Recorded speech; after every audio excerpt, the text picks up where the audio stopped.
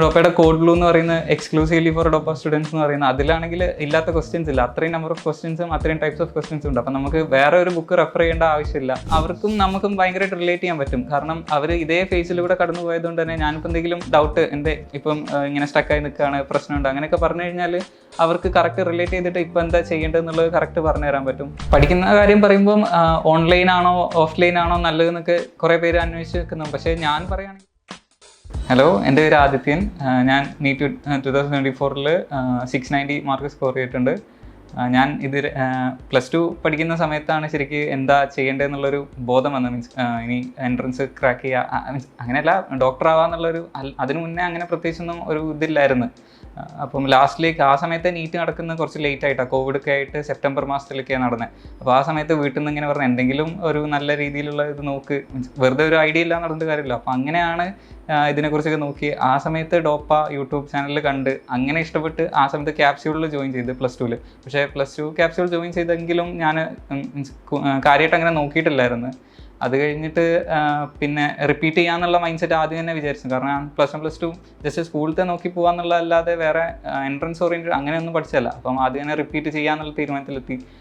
ആ വർഷത്തെ നീറ്റിന് എഴുതുന്നതിന് മുന്നേ തന്നെ ഞാൻ ശരിക്കും ഡോപ്പയിൽ അഡ്മിഷൻ എടുത്ത് അടുത്ത റിപ്പീറ്റേഴ്സ് ബാച്ച് അങ്ങനെ അഡ്മിഷൻ എടുത്ത് പിന്നെ ആ വർഷം നീറ്റ് കഴിഞ്ഞിട്ട് ഓഗസ്റ്റിലാണെന്ന് തോന്നുന്നു, ജൂലൈ ലാസ്റ്റിലേക്ക് ആ വർഷം മീൻസ് ഞാൻ റിപ്പീറ്റ് ചെയ്ത സമയത്ത് ഡോപ്പയിൽ ജോയിൻ ചെയ്ത് മാക്സിമം നല്ല എഫേർട്ട് ഇട്ട് തന്നെ പഠിച്ചു. ഫസ്റ്റ് ടൈം നീറ്റ് എഴുതിയപ്പം +2 കൂടെ എഴുതിയപ്പം 119 ആയിരുന്നു, 119 മാർക്കായിരുന്നു. പിന്നെ റിപ്പീറ്റ് ചെയ്തപ്പം 587 സ്കോർ കിട്ടി. പക്ഷേ ആ വർഷത്തെ കട്ട് ഓഫ് കുറച്ചുകൂടി കൂടുതലായിരുന്നു. ചെറുതായിട്ട് മാർജിനിൽ മിസ്സായി. സംഭവം മിസ്സായത് പറഞ്ഞാൽ എൻ്റെ മണ്ടത്തരം കൊണ്ട് തന്നെയാണെന്ന് മനസ്സിലായി. കാരണം എനിക്ക് എക്സാം വരെ അതിന് മുന്നത്തെ പ്രിപ്പറേഷനൊക്കെ എല്ലാം അടിപൊളിയായിരുന്നു. ഡോപ്പൻ്റെ കറക്റ്റ് പ്ലാൻ ഫോളോ ചെയ്ത് പോയി. ലാസ്റ്റ് റിവിഷൻ പ്ലാൻ ആണെങ്കിലും ഒക്കെ പെർഫെക്റ്റ് അടിപൊളിയായിരുന്നു.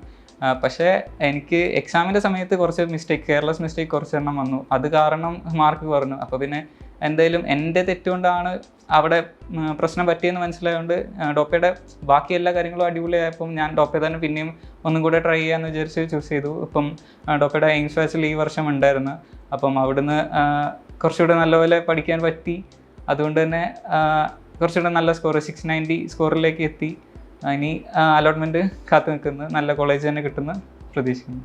ഞാൻ ഡോപ്പ പിന്നെയും ചൂസ് ചെയ്യാൻ കാരണം എന്താണെന്ന് വെച്ചാൽ ഇവിടെ ആകുമ്പം നമുക്ക് ഇഷ്ടത്തിനനുസരിച്ച് ക്ലാസ്സുകൾ കാണാം. അതായത് ബാക്കി ഇൻസ്റ്റിറ്റ്യൂട്ട് ഞാൻ കേട്ടിട്ടുള്ളതെന്ന് വെച്ചാൽ അവിടെ എന്തായാലും ലൈവ് ക്ലാസ് മസ്റ്റായിട്ടുണ്ടാവും. അപ്പോൾ നമുക്ക് അറിയുന്ന പോർഷൻസ് ആണെങ്കിൽ കൂടി പിന്നെ ഒന്നും കൂടി ഇരുന്ന് കണ്ട് സമയം കളയുന്നതിൽ നല്ലത് നമുക്ക് അറിയുന്ന സാധനങ്ങൾ സ്കിപ്പ് ചെയ്തിട്ട് അറിയാത്ത സാധനങ്ങൾ ജസ്റ്റ് നോക്കിക്കഴിഞ്ഞാൽ ബാക്കി സമയം നമുക്ക് പ്രാക്ടീസ് ചെയ്യാൻ. എന്തായാലും നീറ്റിന് ഏറ്റവും ഇമ്പോർട്ടൻ്റ് ആയിട്ടുള്ള കാര്യം maximum number of questions practice ചെയ്യാന്നുള്ള. എല്ലാ ടൈപ്പ് ക്വസ്റ്റ്യൻസും കണ്ടു കഴിഞ്ഞാൽ നമുക്ക് എക്സാമിന് വരുമ്പം എല്ലാ സാധനങ്ങളും നമുക്ക് കണ്ട ഒരു ഐഡിയ ഉണ്ടെങ്കിൽ നമുക്ക് എങ്ങനെയെങ്കിലും അതിലേക്ക് എത്തിക്കാൻ പറ്റും. അപ്പോൾ മാക്സിമം നമ്പർ ഓഫ് ക്വസ്റ്റ്യൻ ചെയ്യുക, മാക്സിമം പ്രാക്ടീസ് ചെയ്യുക എന്നുള്ളത് തന്നെയാണ് ഇമ്പോർട്ടൻസ് എന്നുള്ളത് അറിയുന്നതുകൊണ്ട് ഞാൻ കൂടുതൽ സമയം ഇവിടെ കിട്ടുന്നുള്ളത് മനസ്സിലായി. കാരണം നമുക്ക് ആദ്യം റെക്കോർഡഡ് സെഷൻ ഉണ്ടായിരിക്കും, അത് ടാബിലായിരിക്കും. അപ്പോൾ നമുക്ക് വേണമെന്നുണ്ടെങ്കിൽ മീൻസ് നമുക്ക് ഡൗട്ടുള്ള ഭാഗം മാത്രം കണ്ടാൽ മതി, അല്ലാത്തത് വേണമെങ്കിൽ സ്കിപ്പ് ചെയ്യാം. അപ്പം അവിടെയൊക്കെ സമയം നമുക്ക് ലാഭമായിട്ട് കിട്ടുന്ന അറിഞ്ഞപ്പം അങ്ങനെ ഞാൻ ഇത് തന്നെയാണ് നല്ലതെന്ന് വിചാരിച്ചു അങ്ങനെ ചൂസ് ചെയ്യാം. അപ്പം എനിക്ക് അങ്ങനെ തന്നെയായിരുന്നു. ഞാൻ പഠിച്ച സമയത്താണെങ്കിലും അറിയുന്ന പോർഷൻ എൻ്റെ കയ്യിൽ നോട്ടൊക്കെ ഉണ്ട്. മീൻസ് കഴിഞ്ഞ വർഷം നല്ല വൃത്തിക്ക് പഠിച്ചുകൊണ്ട് നോട്ട്സൊക്കെ ഉണ്ടായിരുന്നുകൊണ്ട് ഞാൻ നോട്ട്സ് നോക്കും. അതിൽ മനസ്സിലാവാത്ത പോർഷൻ മാത്രമായിട്ട് ഞാൻ മീൻസ് റെക്കോർഡഡ് ക്ലാസ് എടുത്ത് കാണും. അത് കഴിയുമ്പം ലൈവ് സെഷൻ ഉണ്ടാവും. ലൈവ് സെഷന് ഫാക്കൽറ്റി വരും. അപ്പോൾ അവരോട് വേണമെങ്കിൽ ഡൗട്ട് ചോദിച്ച് തീർക്കുകയും ചെയ്യാം. അങ്ങനത്തെ ഗുണങ്ങളൊക്കെ. പിന്നെ ഡോപ്പനെ കുറിച്ച് പറയുമ്പം ഡോപ്പയുടെ കോഡ് ബ്ലൂ എന്ന് പറയുന്ന എക്സ്ക്ലൂസീവ്ലി ഫോർ ഡോപ്പ സ്റ്റുഡൻസ് എന്ന് പറയുന്നത് അതിലാണെങ്കിൽ ഇല്ലാത്ത ക്വസ്റ്റ്യൻസ് ഇല്ല. അത്രയും നമ്പർ ഓഫ് ക്വസ്റ്റ്യൻസും അത്രയും ടൈപ്സ് ഓഫ് ക്വസ്റ്റ്യൻസും ഉണ്ട്. അപ്പം നമുക്ക് വേറെ ഒരു ബുക്ക് റെഫർ ചെയ്യേണ്ട ആവശ്യമില്ല. ശരിക്കും അത് തന്നെ ചെയ്ത് വരുമ്പോഴത്തേന് തന്നെ അത്യാവശ്യം നല്ല ടൈം എടുക്കും. അപ്പം അത് ചെയ്താൽ തന്നെ എല്ലാ ക്വസ്റ്റ്യൻസും കണ്ടുവരാൻ പറ്റും. പിന്നെ ഡോപ്പയുടെ എക്സാം സീരീസ് എന്ന് പറഞ്ഞാൽ അത് ഭയങ്കര ഷെഡ്യൂൾഡ് ആയിട്ട് നടത്തുന്നത്. ഏറ്റവും ലാസ്റ്റിൽ ക്യാപ്സ്യൂൾ പ്രോഗ്രാം അത് നമുക്ക് കൂടെ തരും. മീൻസ് റിവിഷൻ പ്രോഗ്രാമാണ്. അത് അടിപൊളി എന്ന് പറഞ്ഞാൽ അടിപൊളിയാണ്, ശരിക്കും നല്ല അടിപൊളിയാണ്. കാരണം ഒരു ദിവസം തന്നെ ഏകദേശം 5 എക്സാമൊക്കെ ഉണ്ടാവും. അത്രയും എക്സാം എഴുതി നമുക്ക് എക്സാമിനോട് പ്രത്യേകിച്ച് പേടിയൊന്നും ഇല്ലാത്ത ആ രീതിയിലേക്കാവും. അപ്പോൾ നമുക്ക് അത്രയും നമ്പർ ഓഫ് ക്വസ്റ്റ്യൻസ് കാണാൻ പറ്റും. നീറ്റ് എക്സാമിന് പോകുന്ന സമയത്താണെങ്കിൽ സത്യം പറഞ്ഞാൽ ഇവിടെ കാണാത്ത ടൈപ്പ് ഓഫ് ക്വസ്റ്റ്യൻ ഇല്ലായിരുന്നു എന്ന് പറയാം. അത്രയും നമ്പർ ഓഫ് ക്വസ്റ്റ്യൻസും അത്രയും ടൈപ്സ് ഓഫ് ക്വസ്റ്റ്യൻസും ഇവിടെ കണ്ട് ശീലിച്ചിട്ടുണ്ട്. അതൊരു പ്രത്യേകതയാണ്. മീൻസ് അത്രയും ക്വസ്റ്റ്യൻസ് അത്രയും എക്സാംസ് തന്നെയായിരുന്നു. ഡോപ്പയുടെ മെൻറ്റർഷിപ്പിനെ കുറിച്ച് പറഞ്ഞാൽ നമുക്ക് ഇപ്പം നമ്മൾക്ക് മെൻറ്ററായിട്ടുണ്ടായിരുന്ന കാലിക്കറ്റ് മെഡിക്കൽ കോളേജിൽ 3rd ഇയറിൽ പഠിക്കുന്ന സ്റ്റുഡൻ്റ് ആയിരുന്നു. അവർക്കും നമുക്കും ഭയങ്കരമായിട്ട് റിലേറ്റ് ചെയ്യാൻ പറ്റും. കാരണം അവർ ഇതേ ഫേസിലൂടെ കടന്നു പോയതുകൊണ്ട് തന്നെ ഞാനിപ്പോൾ എന്തെങ്കിലും ഡൗട്ട് എൻ്റെ ഇപ്പം ഇങ്ങനെ സ്റ്റക്കായി നിൽക്കുകയാണ്, പ്രശ്നമുണ്ട് അങ്ങനെയൊക്കെ പറഞ്ഞു കഴിഞ്ഞാൽ അവർക്ക് കറക്റ്റ് റിലേറ്റ് ചെയ്തിട്ട് ഇപ്പോൾ എന്താ ചെയ്യേണ്ടതെന്നുള്ളത് കറക്റ്റ് പറഞ്ഞു തരാൻ പറ്റും. ഏറ്റവും ലാസ്റ്റിലേക്കൊക്കെ റിവിഷൻ തുടങ്ങുന്നതിന് മുമ്പൊക്കെ കുറച്ച് അധികം നോക്കാനുള്ള സമയത്ത് എന്ത് ചെയ്യണമെന്ന് ആ കൺഫ്യൂഷൻ ആയിരിക്കുന്നത് ഞാൻ ഒരു പ്രാവശ്യം ചോദിച്ചിരുന്നു. ഒന്നല്ല, ആ സമയത്ത് ചോദിച്ച സമയത്ത് കറക്റ്റായിട്ട് അവർക്ക് പറഞ്ഞു തരാൻ പറ്റി, ഇങ്ങനെ ചെയ്താൽ മതി, ഇതൊക്കെ നോക്കുക. അപ്പം നമുക്ക് കുറച്ചുകൂടി ട്രസ്റ്റ് കൊടുത്ത് അവർ പറയുന്നത് നല്ല ട്രസ്റ്റ് ചെയ്യാൻ പറ്റും. കാരണം അവർ ഇതേ ഫേസിൽ കൂടി കടന്നുപോയി നല്ല അടിപൊളി മാർക്ക് സ്കോർ ചെയ്ത് കോഴിക്കോട് മെഡിക്കൽ കോളേജിലൊക്കെ പഠിക്കുന്ന ആൾക്കാരാണല്ലോ. അപ്പോൾ അതിൻ്റെ ഒരു ഇൻഫ്ലുവൻസ് നല്ല ഉണ്ടായിട്ടുണ്ട്. പിന്നെ നമുക്ക് ടാബിലാണെങ്കിലും മെൻറ്റേഴ്സിനോട് ചാറ്റ് ചെയ്യാം. അപ്പോൾ എന്തെങ്കിലും പ്രശ്നം ഉണ്ടെന്നുണ്ടെങ്കിൽ അപ്പോൾ തന്നെ പറയാം, അവർ നോക്കി അതിനനുസരിച്ച് റിപ്ലൈ തരും. അങ്ങനെയൊക്കെ ഫാക്കൽറ്റീസ് ആണെങ്കിലും നമുക്ക് ലൈവ് സെഷൻ എടുക്കുന്ന സമയത്ത് ഫാക്കൽറ്റീസ് വരും. ആ സമയത്ത് ഡൗട്ട് ചോദിക്കാം. അതല്ലാതെ തന്നെ ഡൗട്ട് ക്ലിയറിംഗ് സെക്ഷൻ എന്ന് പറഞ്ഞാൽ എക്സ്ട്രാ ആയിട്ടുണ്ടാകും. ആ സമയത്താണെങ്കിൽ നമുക്ക് വരുന്ന ഡൗട്ട്സ് എല്ലാം ചോദിക്കാം. ഇപ്പം കെമിസ്ട്രിക്കാണെങ്കിൽ അഷ്റഫ് സാറും ജയദീപ് സാറും എല്ലാവരും നല്ല അടിപൊളിയാണ്. മീൻസ് അവരുടെയൊക്കെ നോട്ട് പഠിച്ചാൽ തന്നെ പക്കാണ്. മീൻസ് അഷ്റഫ് സാറിൻ്റെ നോട്ടൊക്കെ ഓർഗാനിക് കെമിസ്ട്രിയൊക്കെ അത് പഠിച്ചാൽ ഒക്കെ ആയി എന്നുള്ള രീതിയിലാണ്. ഞാൻ +2 കഴിഞ്ഞ് നീറ്റ് എഴുതിയ സമയത്ത് എൻ്റെ സ്കോർ 119 ആയിരുന്നു, 119 മാർക്കായിരുന്നു. അവിടുന്ന് പിന്നെ 690 എത്തുക എന്ന് പറയുന്നത് അത്യാവശ്യം നല്ല പണിയെടുക്കാനുള്ള പണി തന്നെയായിരുന്നു. ആ സമയത്ത് എനിക്ക് അത് ഹെൽപ്ഫുള്ളായി വന്നത് ഡോപ്പയിൽ ജോയിൻ ചെയ്തപ്പം ശരിക്കും ഇവിടുത്തെ കാര്യങ്ങളൊക്കെയാണ്.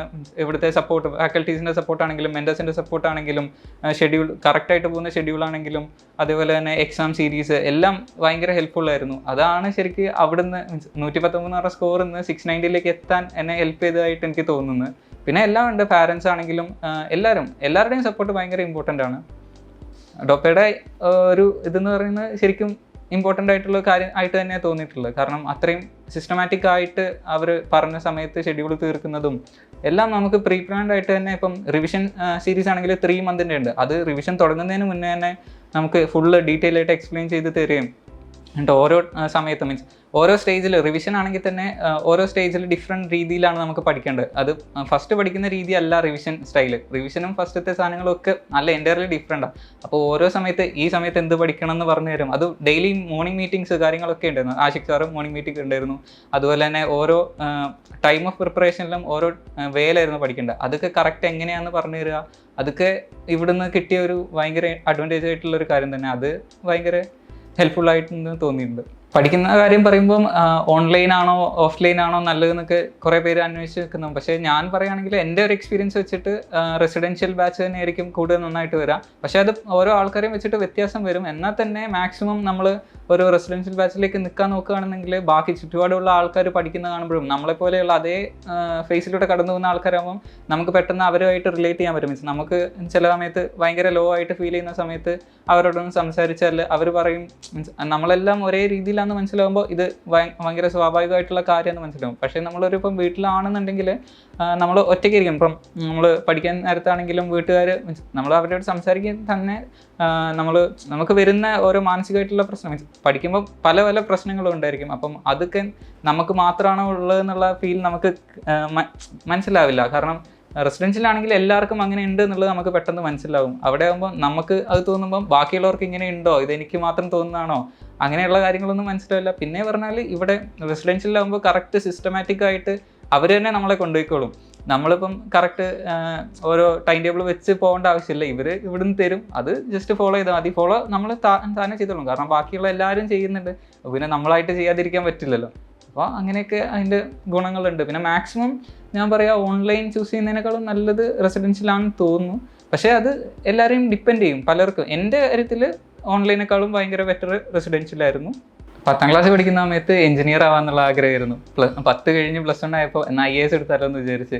പിന്നെ +2 ആയപ്പോൾ ഞാൻ വിചാരിച്ചു എന്നാൽ ഏതെങ്കിലും ഡിഗ്രി പോയിട്ട് PhD എടുത്താലോ. അങ്ങനെയൊക്കെ മാറി മാറി വരുന്നുകൊണ്ടിരിക്കുന്ന സമയത്ത് വീട്ടിൽ നിന്ന് പറയുന്നത് കറക്റ്റ് ഏതെങ്കിലും ഒന്ന് ചൂസ് ചെയ്യുക, എന്നാലല്ലേ അതിനൊക്കെ നോക്കാൻ പറ്റുള്ളൂ. അങ്ങനെ ഡോക്ടർ ആവാന്ന് ഉള്ള ആ സമയത്ത് യൂട്യൂബിലൊക്കെ അതിനെക്കുറിച്ച് വന്ന് അങ്ങനെ കണ്ട് ഇഷ്ടപ്പെട്ട് അപ്പോൾ ഡോക്ടർ ആവാന്നുള്ള കാര്യം ഒന്ന് തീരുമാനിച്ച് ഓക്കെ ഇനി അതിനെ പഠിക്കാമെന്നൊക്കെ വിചാരിച്ചു. അങ്ങനെ നോക്കുന്ന സമയത്ത് ഡോപ്പാണ്ട് ഇവിടെ പഠിച്ച് ഇവിടുത്തെ രീതികളും കാര്യങ്ങളും ഇവിടുത്തെ ഷെഡ്യൂൾ സിസ്റ്റമാറ്റിക് ആയിട്ടുള്ള കാര്യങ്ങളെല്ലാം ഫോളോ ചെയ്ത് കറക്റ്റായിട്ട് ചെയ്യാൻ പറ്റിയതുകൊണ്ട് തന്നെയാണ് എനിക്ക് ഈ സ്കോർ കിട്ടിയതും ഇത് കൊണ്ട് നല്ല മെഡിക്കൽ കോളേജിൽ തന്നെ കിട്ടുന്ന പ്രതീക്ഷയുണ്ട്. അതിനൊക്കെ കാരണം ഡോപ്പ തന്നെയാണ്. അപ്പം ഇനിയിപ്പോൾ ഒരാളെന്നോട് ചോദിക്കുകയാണെങ്കിൽ എവിടെ പഠിക്കണം എന്ന് ചോദിക്കുകയാണെങ്കിൽ ഞാൻ എന്തായാലും ടോപ്പേ പറയും. മീൻസ് എൻ്റെ ഒരു അഭിപ്രായത്തിൽ എനിക്ക് കംപ്ലീറ്റ്ലി അടിപൊളിയായിട്ട് തോന്നി. കാരണം എക്സാംസിൻ്റെ കാര്യമാണെങ്കിലും സിസ്റ്റമാറ്റിക് ആയിട്ടുള്ള ഷെഡ്യൂൾ കാര്യങ്ങളാണെങ്കിലും മെൻ്റൽ സപ്പോർട്ട് ഭയങ്കര ഇമ്പോർട്ടൻ്റ് ആണ്. ഈ ഒരു 1 ഇയർ ജേണി, എന്തായാലും ഒരു 10 മന്ത് ജേണി എന്തായാലും ഉണ്ട്. ആ കേസിൽ നമുക്ക് അപ്സ് ആൻഡ് ഡൗൺ കുറേ ഉണ്ടാവും. നമ്മൾ വളരെ താന്നു പോകുന്ന കേസസ് ഉണ്ടാവും. മെൻ്റൽ ഹെൽത്ത് ഭയങ്കര ഇമ്പോർട്ടൻ്റ് ആണ്. അത് എന്ന് പറഞ്ഞാൽ ഇവിടെ പക്ക സപ്പോർട്ട് നല്ല അടിപൊളിയായിട്ട് കിട്ടുന്നുണ്ട്. അത് ശരിക്കും ഡോപ്പയുടെ ഒരു ശരിക്കും എടുത്തു പറയേണ്ട കാര്യം തന്നെയാണെന്ന് തോന്നുന്നു. അങ്ങനത്തെ ഒരു കാര്യം ഇവിടെ മസ്റ്റായിട്ട് എന്തായാലും കിട്ടുന്നുണ്ട്. അതേപോലെ എല്ലാ കാര്യത്തിലും ഡോപ്പ അടിപൊളിയായിട്ടാണ് എനിക്ക് തോന്നിയത്. അപ്പം എന്നോടിപ്പം ഒരാൾ ചോദിക്കുകയാണെങ്കിൽ ഞാൻ എന്തായാലും അവർക്ക് ഡോപ്പ തന്നെ പ്രിഫർ ചെയ്യുള്ളൂ. കാരണം എനിക്ക് പഠിച്ചിറങ്ങിയ അനുഭവമുണ്ട്, നല്ല അടിപൊളിയാണെന്ന് എനിക്കറിയാം. അപ്പം എനിക്ക് ധൈര്യത്തിൽ പറയാമല്ലോ.